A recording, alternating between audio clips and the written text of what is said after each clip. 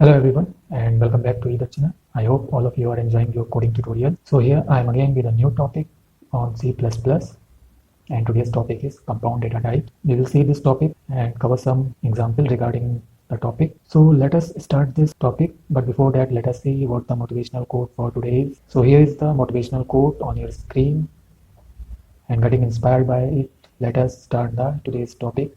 तो शुरू करते हैं आज का topic.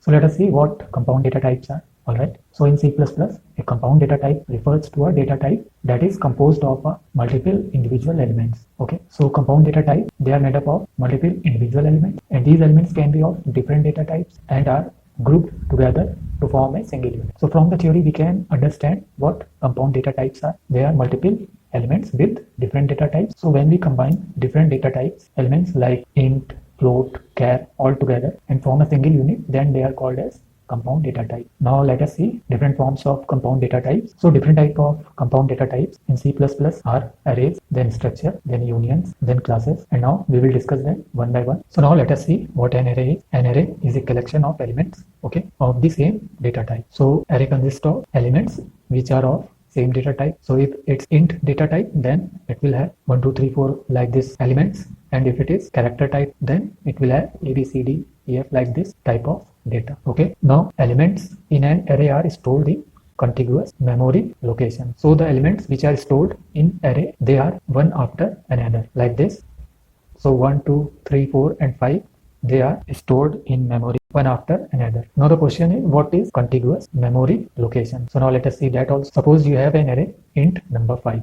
So here array name is number. It is of data type int and it has size of 5. So it will have 5 elements like this. Okay, 1 2 3 4 and 5.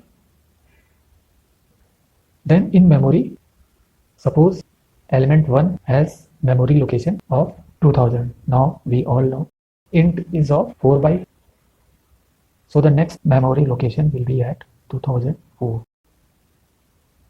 So 2 will store at memory address 2004. Okay. Then the next will be stored at 2008. So 3 will get stored at 2008. Same way, 4 will store at 2012 and 5 will store at 2016. Okay. Now the next is how we define any array or declare any array. So let us see that. Arrays are defined using square brackets. Okay.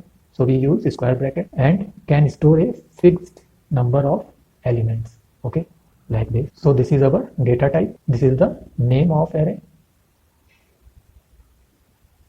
And we are declaring an array of size 5 using square brackets. Okay. In declaration, square bracket means array of. So we can read it like array of 5 number. Okay. This is how we declare an array in C++. Now the next is,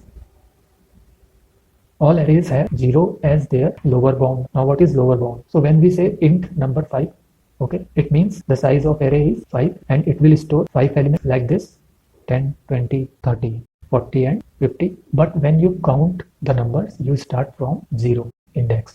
So this is called lower bound or the index. Okay, so indexing in array start from 0, then next 1, then 2, then 3 and then 4. So array number has 5 elements, number 0 to number 4, and size of an array must be a constant expression. Okay, this is important. Now why it should be constant expression? Because arrays are block of static memory whose size must be determined at compile time. So before you run the program, the size of an array must be known, otherwise it will show an error. So in square bracket, we write the size of an array, means number of elements it will have, and if you have to do the indexing of those elements, then you start from 0. So the index of first element will be 0.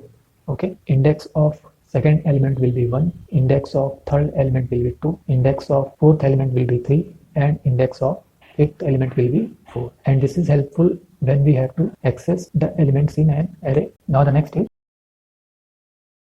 how to access elements in an array. Okay, so let us see that elements in an array can be accessed using an index value starting from 0. So as we have studied that elements in array are stored one after other. Okay, and their index value start from 0. So the important thing to understand here is when we write int number square bracket and then 5 and square bracket close. So this is called the declaration of a new array. Okay, but when we write array name and square bracket and some number inside it equals 30, so this is called access to an element of the array. So int number 5 means we are declaring an array of size 5, so it will have 5 elements, whereas number 2 equals 30, so it means we are going to access the third element of an array, which is 30. Okay, why third? Because the index value start from 0. Okay, and when we count any number we start from 1, so the index value will always be 1 less than your count. So when we say we are going to access